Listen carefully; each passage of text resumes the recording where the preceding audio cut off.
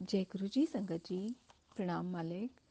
संगत जी, आज हम श्री जपजी साहिब की 13वीं पौड़ी का पाठ मालिक की कृपा से पढ़ेंगे और फिर उसका अंग्रेजी और हिंदी में अनुवाद भी पढ़ेंगे। संगत जी, पढ़ते वक्त होने वाले अशुद्ध उच्चारण और कोई भी भूल चूक के लिए मैं गुरु साहिब से और आप सबसे हाथ जोड़कर पहले से ही क्षमा मांगती हूँ। एक ओंकार। धन गुरु नानक देव। सतनाम वाहिगुरु। श्री जपजी साहिब की 13वीं पौड़ी। मन्ने सुरत होवे मन बुद्ध, मन्ने सगल पवन की सुध, मन्ने मुँह चोटा ना खाए, मन्ने जम के साथ न जाए, ऐसा नाम निरंजन होए, जेको मन जाने मन कोय। Meaning: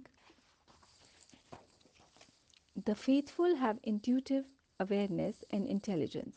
The faithful know about all worlds and realms. The faithful shall never be stuck across the face. The faithful do not have to go with the messenger of death. Such is the name of the Immaculate Lord. Only one who has faith comes to know such a state of mind.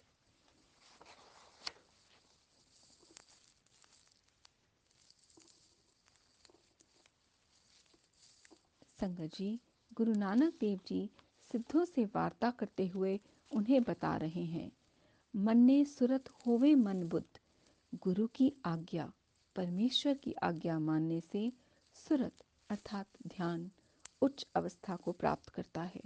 मन और बुद्धि जागृत हो जाते हैं अर्थात सही और गलत की समझ आ जाती है।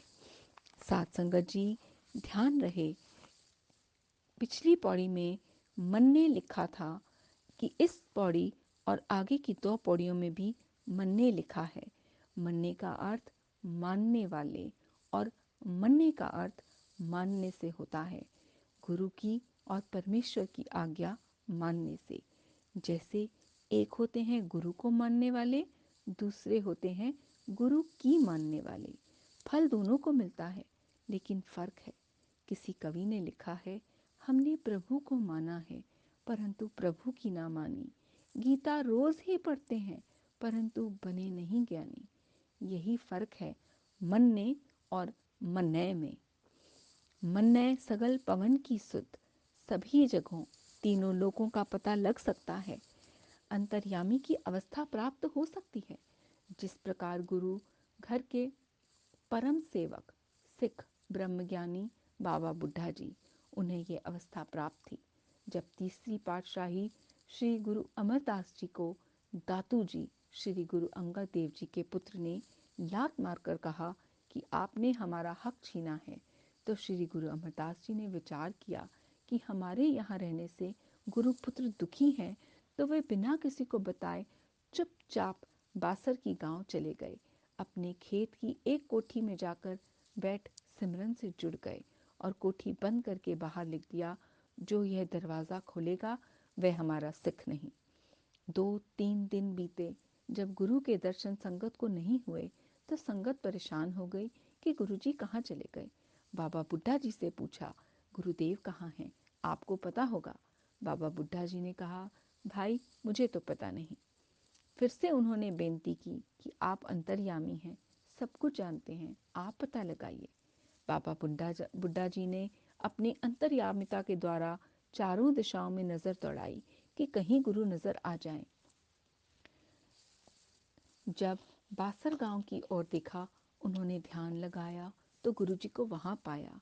गुरु के दर्शन किए, परंतु अपने को छुपाते हुए बाबा बुड्ढा जी ने कहा, गुरु की घोड़ी को आगे छोड़ते हैं और उसके पीछे हम चलते हैं, वह गुरुजी के दर्शन करवाएगी।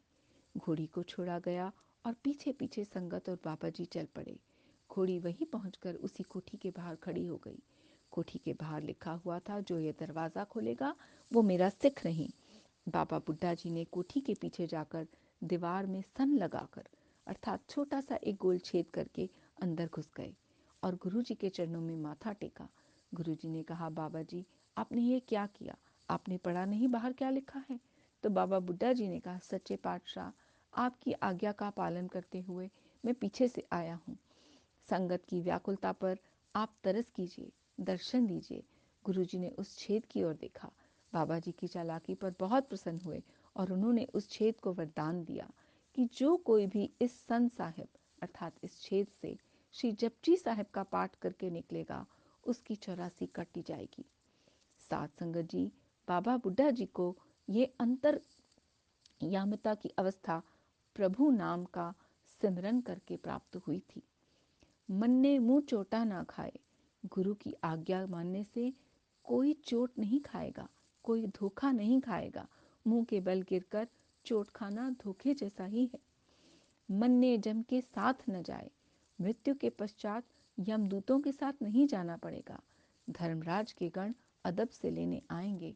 ऐसा नाम निरंजन होए, जे को मन जाने मन कोय।